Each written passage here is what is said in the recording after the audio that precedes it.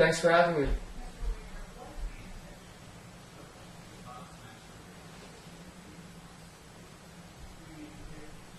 Oh, that's symbol for polyethylene terephthalate. So when you see that on a water bottle or food container, then that indicates that that specific plastic is polyethylene terephthalate.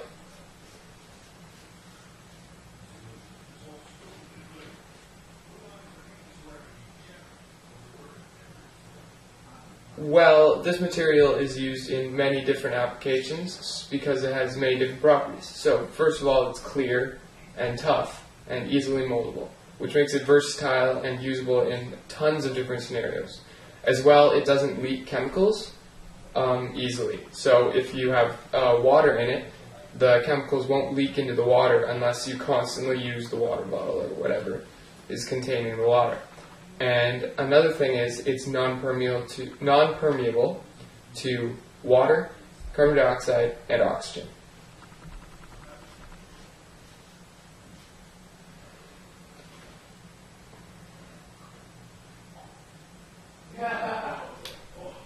So some specific uses it has are water bottles. That's its most common use.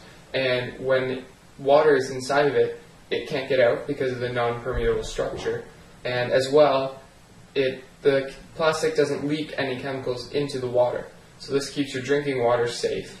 And it is also commonly used for soft drinks. So carbonated soft drinks, when you have a plastic bottle containing a carbonated soft drink, it will most likely be polyethylene terephthalate.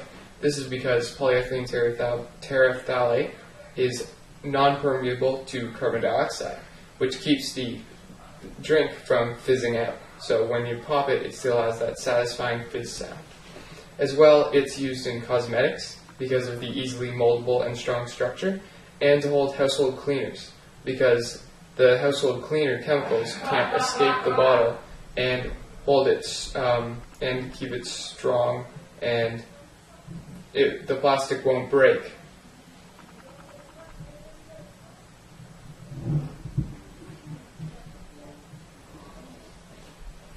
So in order to produce this plastic, first of all you're going to need to polymerize ethylene glycol and terephthalic acid.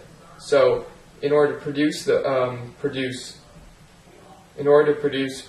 terephthalate, you're going to first need to produce ethylene glycol and terephthalic acid. So first of all, to produce ethylene glycol, you're going to need to convert ethylene carbonate to ethylene glycol by reacting it with carbon dioxide. So by reacting it with carbon dioxide and then hydrolyzing it with water, you will get a colorless liquid called ethylene glycol. Now you're going to need terephthalic acid. So to produce terephthalic acid, you're going to need to get secondary petroleum and product paraxylene and acetic acid. And you're going to react all these together to get a crystalline structure, and this crystalline structure is terephthalic acid. Now when you mix terephthalic acid with ethylene glycol, it will now, and heat it and add a catalyst, you will form PET plastics, or polyethylene terephthalate. So the new PET plastic form is going to be molten and viscous, and then you're going to either harden it or you're going to mold it into the substance you need. If you harden it, you can then use it whenever you want to produce different things later on.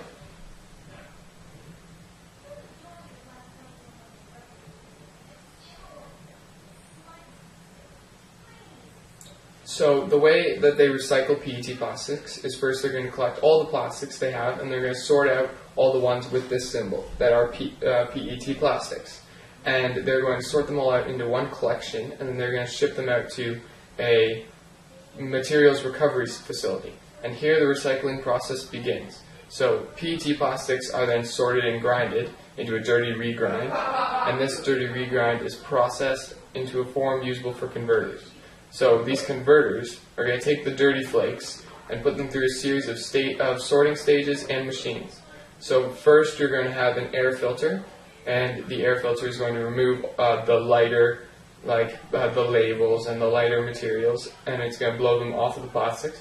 And then next you're going to mix it with a special detergent and water. So first of all, the special detergent is going to wash away adhesives and dirt and food residue off of the plastic so that they're no longer there.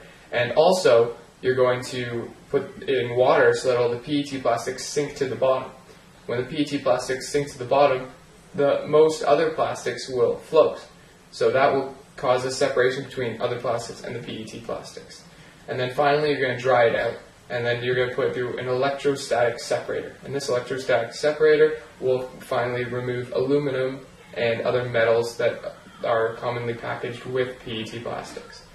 The final product then is going to be repelletized into a consumable form, and this pellet is then going to be used in manufacturing processes, and it's going to be sent out and sold as PET plastics reused. So there's a big problem with not reusing or recycling your plastics. So if you don't reuse or recycle PET plastics, you're going to have both an environmental cost, it's going to hurt the environment, and it's going to have a financial cost because you're losing money.